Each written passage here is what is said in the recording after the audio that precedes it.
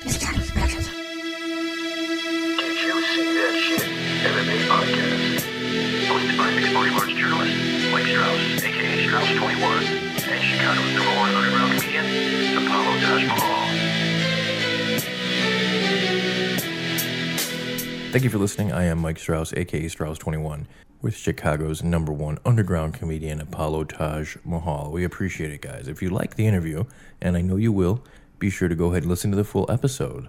You can find it on our website, didyousee.shit.com, YouTube, iTunes, Stitcher, Google Play, pretty much wherever you find your favorite podcast. Be sure to listen to the whole episode. We appreciate it very much, guys. I want to introduce Zak Cummings. He's a UFC welterweight, 21-5. He's had some bad luck as of late, but you can't keep a good man down, right, Zak?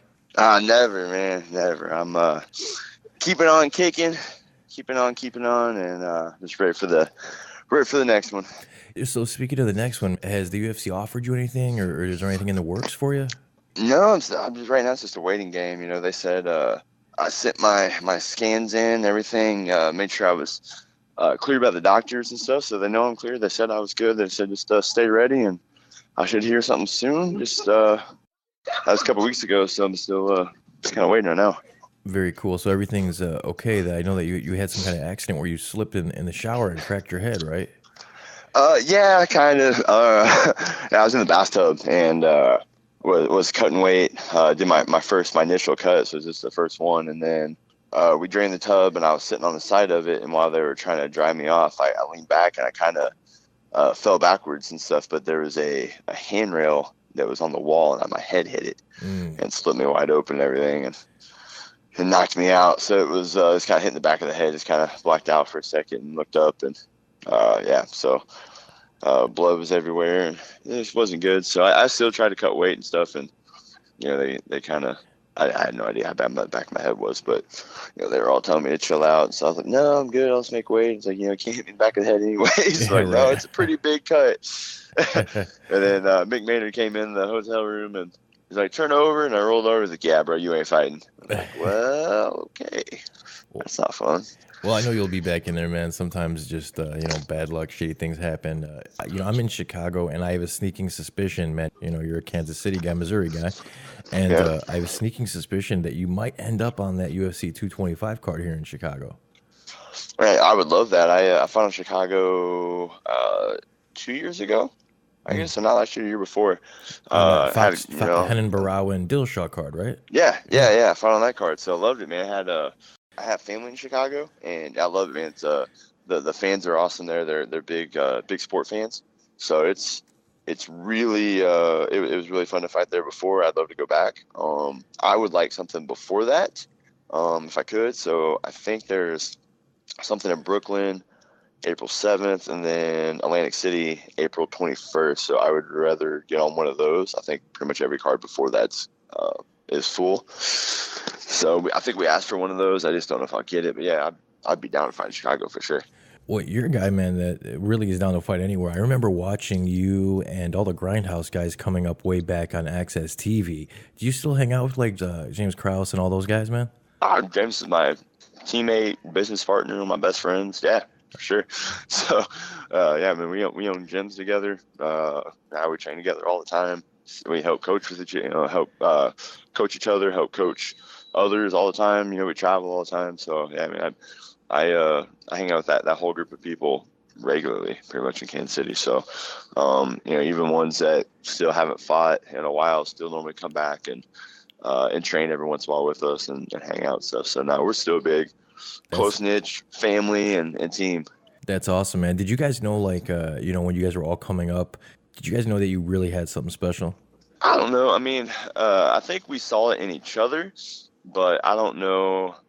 Like, I never knew how good I would be. You know, I don't know. Like, I saw some big things in other people and stuff, and then just every time I went out and did something a little bit better and better, I was like, oh, this is cool. All right, I guess I'm better than this. I guess so like I'm starting to set higher goals and stuff and stuff for myself. But I think for the most part, we realized that we worked really well together, especially like me. Like whenever I moved to Kansas City, me and Krause started working, training together. You know, like we were I was, certain things I was a bit better at was kind of secondary to him, and things he was really really good at was good for like my secondary. So like we really started kind of playing off our styles and stuff, and just kind of really getting better and better. So it was one of those where I don't think either one of us was very happy with just kind of staying where, like, we learned this years ago. Let's just run with this. We would get together, we would put our minds together, and figure out, where can we go from here? Where can we do this? And like always trying to evolve with the sport and trying to evolve with the technique and stuff. And I really think it's done a huge thing for our teams and for us, for the guys that we coach and everything. So I think you have no idea what you're going to get with our guys. We don't just strike when we're on our feet. We don't just wrestle in the middle of wrestling. We don't just work jujitsu on the ground. Like we put everything together, and I think we do a really good job of playing the middle ground in the middle game of between each art basically. Yeah, you guys have definitely done a good thing down there, man. Now, Glory Academy in Kansas City, I see you all the time on Instagram, posting all kinds of very cool pictures of you. It looks like in more of a coaching role nowadays. How's everything going with Glory? It looks like it's going really good. Oh man, yeah, Glory as a whole is doing awesome. We have the original gym that started down in Lee Summit. Basically, it was Grindhouse that we took over and rebranded and all that stuff. So that was always growing, and Cross has done an amazing job down there. Of I think they just bought a building. They remodeled everything. So it's growing. It's doing great, man. The fight team down there is phenomenal.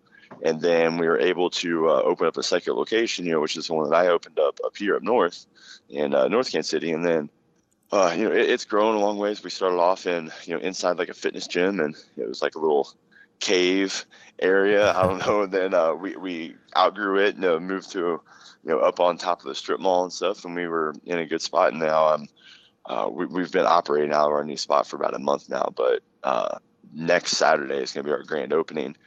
And so it's doubled in space. It's about 6,200 square foot. We got 3 mat areas.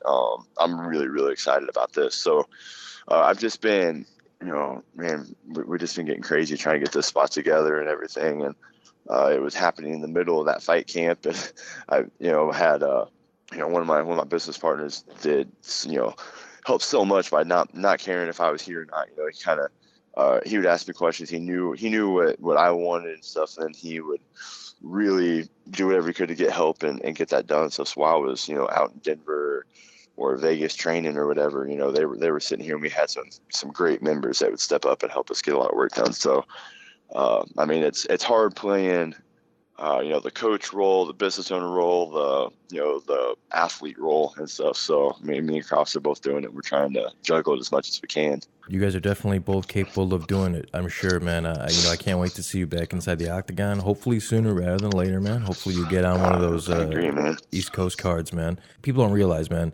The upper tier of you guys might be super rich, but the most of you guys have to fucking fight to make money. So I hope you get in there sooner than later, man. Welterweight is one of those divisions that it's just there's so many guys, Oh yeah, no, it's stacked. It's got a lot of talent for sure.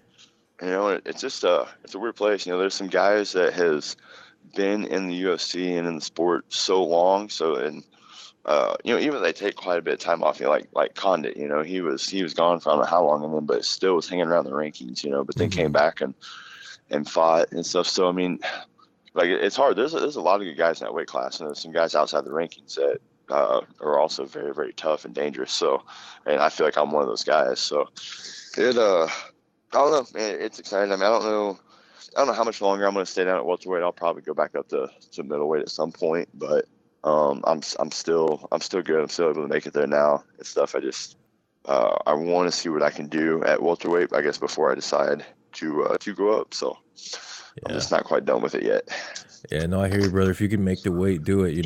I'm getting older in age now. I'm 37. I could just look at a cheeseburger and gain weight. I don't even need to fucking eat it anymore. So I hear you. But man, I appreciate your time. Is there anything else you'd like to add? I mean, just thanks for having me on, and hopefully I can get in there and make this right. I love showing up for the fans. I love competing and entertaining for the fans. So it kind of sucked I wasn't able to do that, especially in my home state of Missouri in St. Louis. So keep an eye out. I'll be in back soon. I'm good. I'm healthy, and I'm excited to go in and put on a good performance for everybody. Well, I appreciate it, Zach. Could you do us a favor here? We kind of have a little tradition. Could you say, this is Zak Cummings, and you're listening to the Did You See That Shit podcast? This is Zak Cummings, and you're listening to the Did You See That Shit podcast. I appreciate it, brother. No problem. Take care. Bye.